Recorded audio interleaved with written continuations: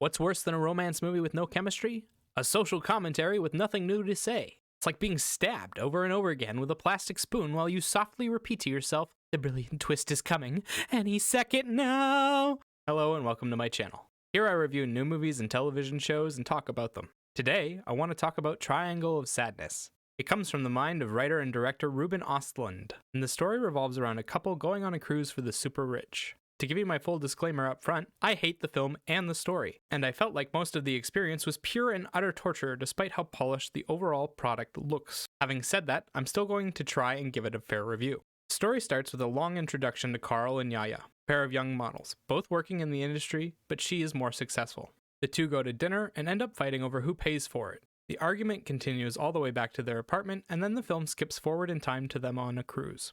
The second part of the story takes place on the ship, mostly steps away from Carl and Yaya, and spends a lot more time with the other passengers. We learn about the captain and various people on the cruise with a lot of cringe-inducing scenes of the rich people on board acting self-important and demanding ridiculous concessions from the crew. The third part of the film sees an event shake up the hierarchy and most of the characters from before vanish. We're left with a small core group of passengers and we see how the change-up affects the social dynamics. Basically, the film goes all Lord of the Flies. The story is a social commentary and really delves into the idea of how disgusting and greedy rich people are, but it forgets to humanize any of its characters and ground its message. They're all just props in a twisted play, and the commentary isn't new, interesting, or even all that well thought out. It's just mindless hatred for the rich, with weird undertones of racism.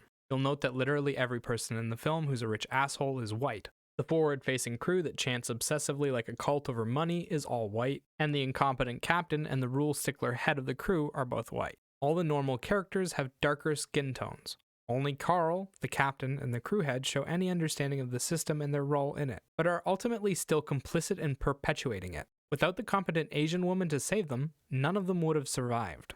Normally, I wouldn't pick something like this out, but it's so in your face that it's hard to stomach from a movie that seems to be championing a progressive cause. The only sobering moment of the film is when it's revealed that the help is human too and will take advantage of the new system just like the white people did the old one, literally murdering the innocent to maintain the status quo. The film ends with an edgy nonsense scene of one of the passengers running through a thicket and being hurt. Doesn't make any sense, has no lead up to it, and basically caps off how utterly meaningless the film is. The story is consistent across the board in its tone and storytelling, but oh my god is it boring and dry. It's like watching someone try and open a package without any scissors and no nails. They're taking forever and you just want to see what's inside. So you run to grab a knife or something and then they insist on using their hands anyway. You just feel this rage growing inside your chest. Like, hurry up, man, I just want to get to the good stuff. The visuals are beautiful. The shots are often wide angle to really take in the extravagance and vastness of the sets. The restaurant, the runway show, and the cruise ship. Characters feel tiny, and we, the viewer, are often placed in a way that makes us feel like observers watching from outside the room. Like we're staring at this mess through a crack in the door or from a couple of tables over. It has unique cinematography, and I found it enrapturing to watch. There are a few scenes that are overly disgusting, and that go on too long. But aside from that vomit fest, the rest of the film is aesthetically pleasing. The story is told pretty clearly through the visuals, and there are moments where the camera seems to hit the perfect angle, the lighting is just right, and the actors find some magic within themselves, and it all comes together to create a cinematic moment. Like during the fight at the restaurant, shots of Carl managed to capture so many of the thoughts running through his head by just staying focused on him for a long time.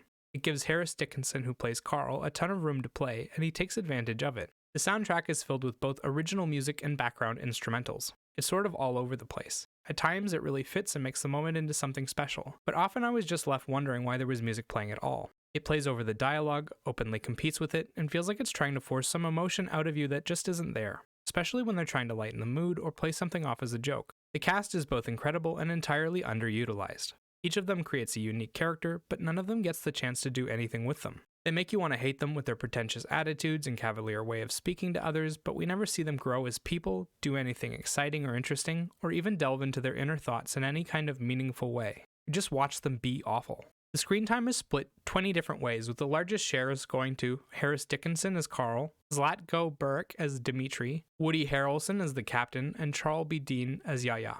Dickinson stands out the most by playing the most human character. He's great with his physical acting, expressing a ton of emotion through his body language in a clear way, and the way he manages to fill the screen with his presence is riveting. He was by far the most passionate in his role and the most interesting character overall.